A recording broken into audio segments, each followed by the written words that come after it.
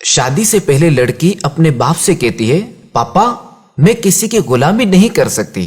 باپ جواب دیتا ہے میری بیٹی کوئی کسی کی غلامی نہیں کرتا، سب اپنے اپنے حصے کا کام کرتے ہیں، جو کام عورتوں کے ہیں وہ عورتیں کرتی ہیں اور جو کام مردوں کے ہیں وہ مرد کرتے ہیں، اور یوں ہی مل جل کر گزارا ہوتا ہے۔ شادی کے بعد وہی لڑکی اپنے شوہر سے کہتی ہے میں کھانا گرم نہیں کروں گی۔ یہ سن کر شوہر کہتا ہے تو پھر تم اپنے باپ کے گھر واپس چلے جاؤ کہ میں تمہاری ضروریات پورا کرنے کے لیے صبح سے شام تک محنت کرتا رہوں اور تم میرا کوئی کام نہ کرو، تو پھر ٹھیک ہے، مجھے بھی تمہاری ضرورت نہیں۔ طلاق کے بعد وہ لڑکی اپنے بھائی کے یہاں آ جاتی ہے، لیکن کچھ دنوں بعد بھائی اپنی اسی بہن سے کہتا ہے دیکھو میری بہن، میں اب فیملی والا ہو گیا ہوں، میری بیوی تمہیں اب مزید برداشت نہیں کر سکتی، لہذا تم اپنا کہیں اور بندوبست کر لو۔ اب وہ لڑکی نوکری کی تلاش میں ایک دفتر جاتی ہے۔ دفتر والے کہتے ہیں ہمارے پاس ایک فیمیل ریسیپشنسٹ کی جگہ خالی ہے، آپ خوبصورت اور جوان بھی ہیں تو آپ ہمارے ہاں کام کر سکتی ہیں۔ لڑکی کی عمر دن بہ دن بڑھ رہی ہوتی ہے۔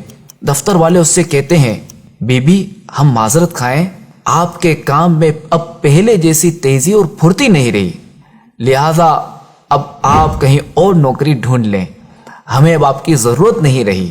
یہاں تک کہ وہ بوڑھی ہو جاتی ہے، اب ایک نئی جگہ جاتی ہے جہاں اسے کہا جاتا ہے محترمہ اب تو آپ کی اتنی عمر ہو گئی ہے کہ اب آپ کو نوکری میں کیا دوں، آپ کو تو آرام سے اپنے بچوں کی کمائی کھانی چاہیے۔ وہ عورت کہتی ہے میرے بچے نہیں ہیں، میرا کوئی نہیں ہے۔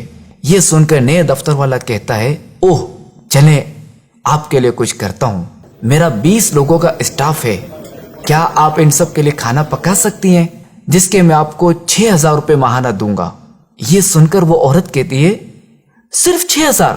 تو نیو دفتر والا جواب دیتا ہے کہ میں جانتا ہوں کہ ان 6000 میں آپ کی ضرورت پوری نہیں ہوگی، مگر کیا کروں میں مجبور ہوں، میرے پاس اس سے زیادہ کی گنجائش بھی نہیں ہے۔ آہ، وہ عورت جو گھر کے کام کو غلامی سمجھتی تھی، اپنے شوہر کا کھانا تک گرم کرنے کو تیار نہیں تھی، اسی دفتر والے کو کہتی ہے ٹھیک ہے مجھے آپ کی یہ بات منظور ہے، اور ساتھ ساتھ اس کی آنکھوں سے آنسو بہ رہے ہوتے ہیں اور وہ یہ سوچ رہی ہوتی ہے کاش جوانی میں ہی کھانا گرم کر دیتی اور ابو کی بات سمجھ لیتی کہ کوئی کسی کی غلامی نہیں کرتا بلکہ سب اپنے اپنے حصے کا کام کرتے ہیں۔ مشہور کہاوت ہے نا کہ میاں بیوی گاڑی کے 2 پہیے کی طرح ہوتے ہیں، اگر ایک پہیا خراب ہو جائے تو گاڑی کا چلنا ممکن نہیں رہتا۔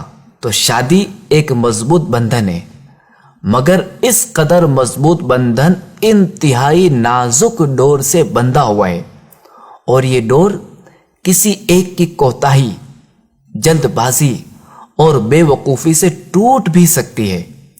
لہذا اس رشتے کو پروان چڑھانے کے لیے اعتماد، سچائی اور دیانتداری بہت ہی ضروری ہے۔